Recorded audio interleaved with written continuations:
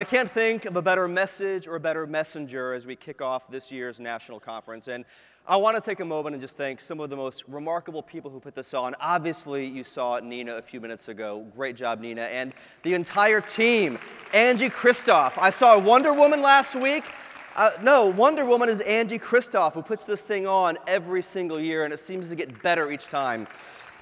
Also want to thank the Broad Foundation, which is why I'm here right now to talk about our year over the last 12 months since we won the Broad Prize for the top charter school system in America. And it's my privilege to be able to announce the nominees and these year's winners.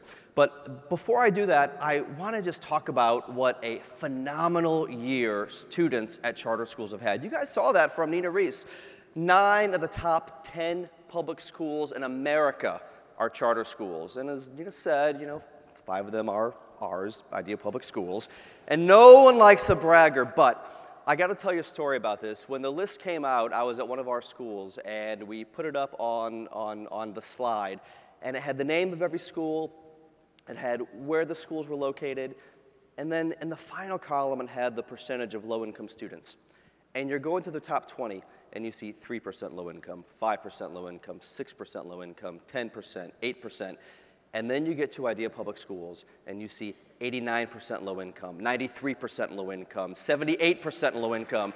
And our schools, serving a majority-minority low-income population, we're number 3, 4, 6, 9, and 10. So don't let anybody tell you that our students can't excel when the adults in the system get it right. And I've got to say, I got just a little bit nostalgic walking over here a couple of hours ago when I was leaving the hotel, because I graduated college just a couple of miles down the road at Georgetown University. And my life changed that day when I became the first in my family to get a college degree. And upon graduating from Georgetown, I shipped myself down to South Texas in the Rio Grande Valley. And I began teaching 4th grade. Yes, go RGV! You must be with Idea Public Schools. Nobody from the RGV is here unless they're from Idea. But I began teaching 4th grade in Donna, Texas. And in the RGV, we are home to the 1st and 3rd poorest counties in America in terms of per capita wealth. And when I began my career as a teacher, it struck me that I couldn't believe that citizens in our nation had such little access to high-quality public schools. And like all of you in this room, I decided to do something about it. And in 2000, we launched Idea Public Schools on the 2nd floor of the First Baptist Church in downtown Donna, Texas. And it was a very simple bargain that we had with parents. I said, I promise I will get your son, I will get your daughter into college. If you stick with us, we will stick with you. And when I said that way back in 2000 as a 23-year-old, it was a promise. I believed it, but we didn't actually have any evidence that it was possible.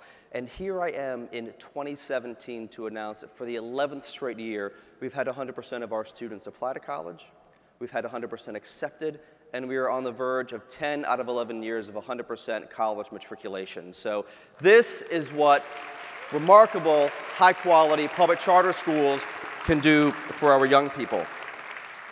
And the first day of school, when we were in that old Baptist church, I remember literally putting my feet up on the desk thinking, hey, this old charter school CEO thing isn't really that hard after all. And then I got a phone call. It was Omar Pacheco, one of our bus drivers. And Omar said, Mr. Torkelson, I'm on North 10th Street, a couple of miles away from the expressway, and our bus is on fire. I thought, oh my goodness, the first day of school, this is a news story waiting to happen. So I jump in my car, I race across town, and as I'm driving off in the horizon, I can see these black, billowing clouds of smoke, and I'm like, oh my goodness, I'm just sinking lower and lower and lower in the tan seat of my red Ford Mustang. And I get there, and I jump out of the car, and I see Omar standing next to the bus, and I said, Omar, where's all the kids? He's like, don't worry. Mrs. Prado came by in her pickup truck and threw them all in the back. She's dropping them off right now. I said, thank God. Is Mrs. Prado available tomorrow also?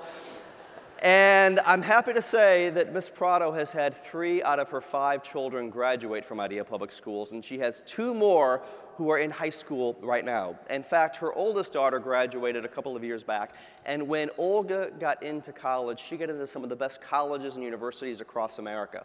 She got into Tufts University, she got into Georgetown, but unlike her other 4 siblings, she had the misfortune of being born on the other side of the Rio Grande, and she didn't have her papers.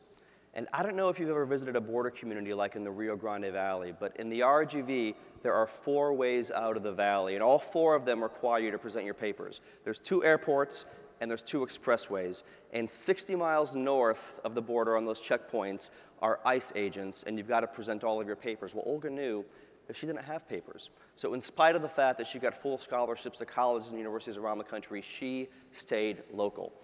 And she had a great attitude about it. And 3 years ago, Olga gave me a call, and she said, Mr. Torkelson, guess what? I said, what? It's like, I'm graduating college next week. I said, Olga, this is amazing. And she said, guess what else? I said, what? I have a job. I said, Olga, that's fantastic. She said, ask me what I'm doing. I said, all right, Olga, what are you doing? She's like, I'm going back to IDEA to teach high school social studies. And I said, but Olga, how is this possible? And she said, well, thankfully, the Obama administration created this program called DACA, Deferred Action. And it allows those of us who aren't here legally to register with the federal government and get permission to legally work in US workplaces. Well, yes. I have to say, I was a bit shocked and surprised 6 months ago when DACA was rescinded.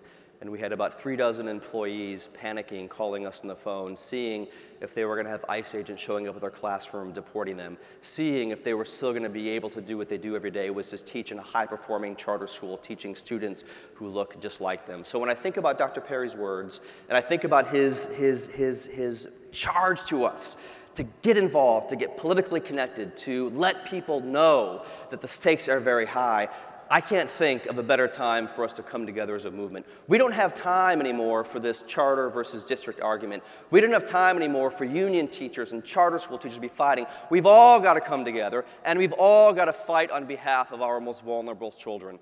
And I'm proud to say that what Idea Public Schools chose to do with the Broad Prize last year, and I'm looking at the Broad people right now, is to use that $250,000 prize to help Olga and the dozens of students in our system just like her who are undocumented. So thank you very much to the Eli and the Edith Broad Foundation. And now,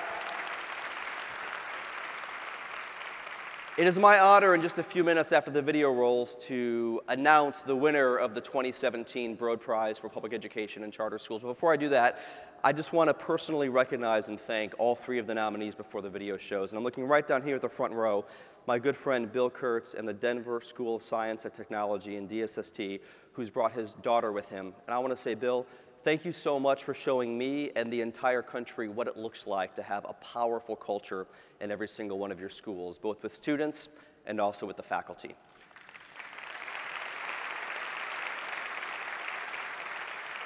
And my dear friend and fellow Texan Sonar, who has the biggest charter school system in the US with 35,000 students, I want to thank you for showing us how you can scale with quality and get better even as you get bigger. And finally, we've got Eva and the entire team at Success Academy. I told them earlier, you guys are like Jupiter. If you know anything about astrophysics and all that stuff, you know that Jupiter absorbs and catches all the asteroids and meteors that are heading towards Earth. And that's what allows life on Earth to continue. Well, Success Academy catches all of the arrows and all the meteors coming from the media and the politicians. So thank you, because of what you're fighting for every day.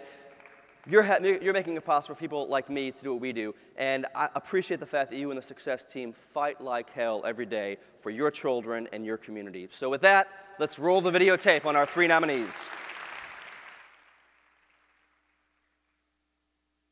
The people that are around me are people that push me to, do better. Which annelid has setae? Which annelid has tiny bristles? Más manos, more hands. I know you've got courage. I think what makes DSST special is that we have transformed opportunity for a large group of students systemically, and we have helped individual students become the best versions of themselves.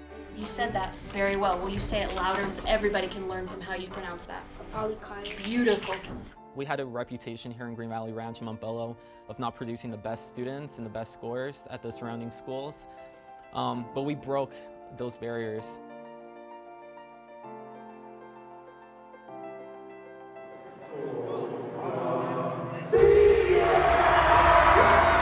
Oftentimes in this country we celebrate athletes who sign, and that's great, but we ought to be celebrating all of our students who are going to four-year college. What really made my day that day was a random phone call I got that night. It was from my cousin's friend, and his first words were like, "Wow, Matthew, that was so inspiring. Like, I want to be just like you." That has always been my dream, to be a leader for other students that look like me, and signing day was that gateway into becoming a true leader for my community members. I've always loved STEM. I think STEM is going to save the world. I mean, we needed to sustain the earth. We needed to take care of each other. Everything always relates back to STEM.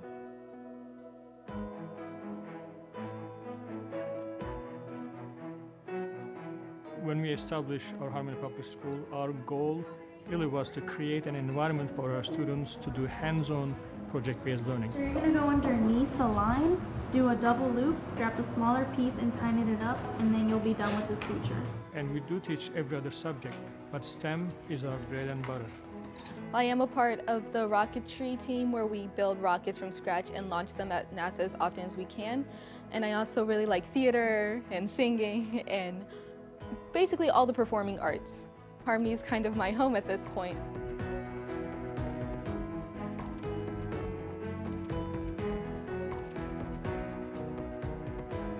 If you're fine being bored in a classroom just listening to your teacher lecture, go ahead and go to any other school. But at Harmony, if you want to have a personal experience where you actually get hands-on experience, this is the place for you. We use scientific methods, whether they're social issues or scientific problems. Whatever they face in their life, they can easily solve difficult and complex problems. That's why, to me, doing a STEM education is important. My favorite subject to study is probably math. Our kids at Success are not simply closing the achievement gap, they are reversing it. They are outperforming white, affluent kids in the state of New York. By learning to be a paleontologist, I got a book about it, and it's called Dinosaur Bones. They would call it kidotologist when you're like a kid and you're also a paleontologist. My favorite sheep is a rhombus. We don't believe the art, the music, the sports, the dance, the coding, the debate, the chess, we don't believe that those are extracurricular. Yes, I did. They are at the heart of our curriculum. A rhombus is, it looks like a diamond, but it's actually not. It's like a rhombus.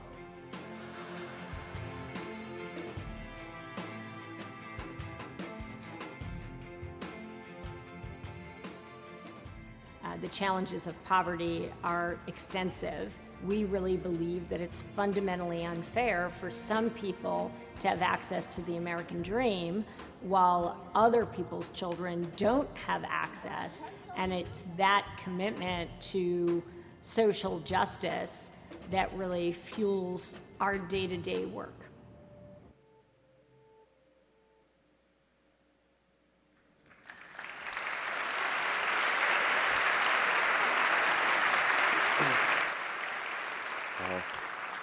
Well, I've been to all three of these schools, and I left inspired and motivated to want to do even more the next day.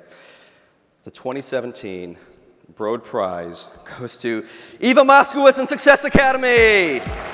In 2016, all Success Academy's elementary and middle schools were in the top 10% of schools in New York State for advanced academic performance in English, math, and science.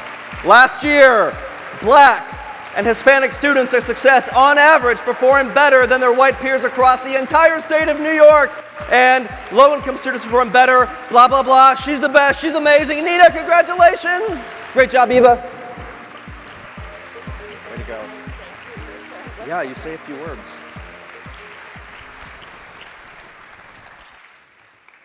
Thank you, Tom. Thank you, Nina. Thank you, Dr. Perry. Thank you to the Broad Foundation, to Eli and Edie. No two people have done more for American public education than the Broads, and we are incredibly grateful for their philanthropic vision.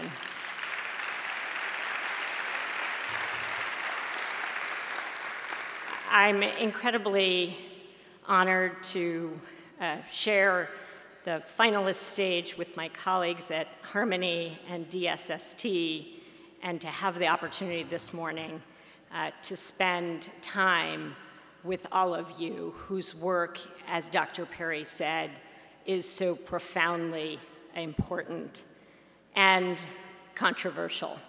And I agree that we should not walk away. I don't think he was talking about me when he made that comment. I started Success really for the same reasons that many of you started your schools. I simply don't believe that zip code has to determine destiny. And I wanted to show what was possible for children if we were only willing to rethink, reinvent, and reimagine schooling. I believe that American society has committed a fundamental sin of underestimating children intellectually. They can handle so much more intellectual rigor and struggle. I knew that as the mother of 3 children, and I know that as the leader of Success Academy. We owe it to kids and families to run world-class schools where children go home every day better thinkers than when they arrive.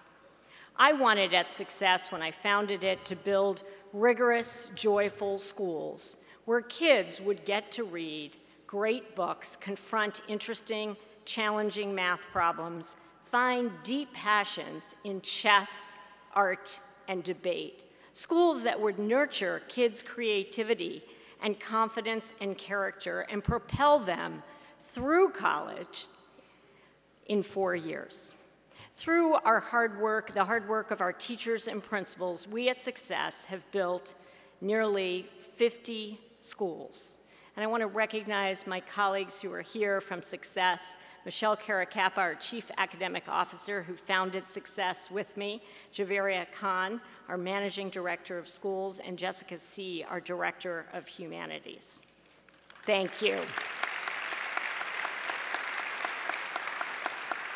At Success, we are swiftly, exhaustingly moving towards 100 schools with 50,000 kids, a model of pre-K through 12 district. That is the vision, a pre-K through 12 district. We did just win on Thursday evening our pre-K battle against Mayor de Blasio.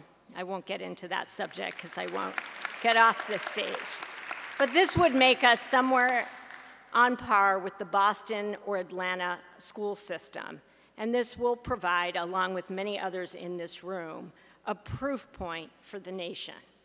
We believe that schools should be magical places where kids would come even if they didn't have to. But what we are doing is not magical. It is efficient and practical and systematic. From the way we equip our classrooms to the way we train and develop our teachers and principals. And later this week, we will launch the Success Academy Ed Institute, a new digital platform for sharing our curriculum, our pedagogy, our training, and school design, starting with the release of our elementary school Think Literacy curriculum. This is a huge initiative to undertake while we are focused on building great schools, but we believe it is important. The sharing that we must do amongst each other is critical. Why should we reinvent the wheel? If Success has something, or any of you have something that's going to help children anywhere in America, or frankly around the world, let's share it.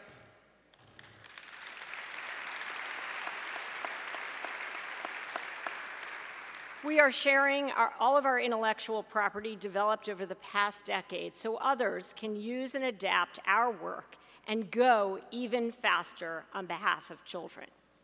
Like all of you, I cannot sleep at night thinking about the millions of children in our country trapped in failing schools that do not even give them the most basic education, that do not teach them to read or write. This is a national tragedy threatening our economic future and social fabric. And we all know in this room, it doesn't have to be this way.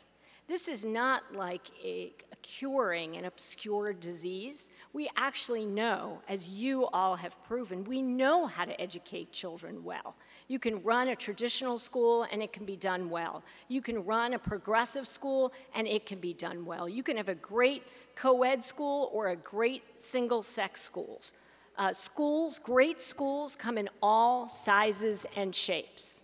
We know that parental choice works better than an obscure, distant government bureaucracy assigning kids. That will end up with a deeply segregated school system. We know what works. It's about whether we have the will and the power to change the delivery system. And I think we do. I think that power lies within this room. As Dr. Perry said and Nina Reese said, we've got to mobilize and organize to fight on behalf of our kids. And even though I think this problem is incredibly urgent, and if you look empirically, one can become a pessimist, I'm incredibly optimistic about our capacity to change. We've got to mobilize parents. We've got to talk straight to our elected officials and hold them accountable, and we can reverse the achievement gap in America and provide world-class schools. Thank you very much, and God bless.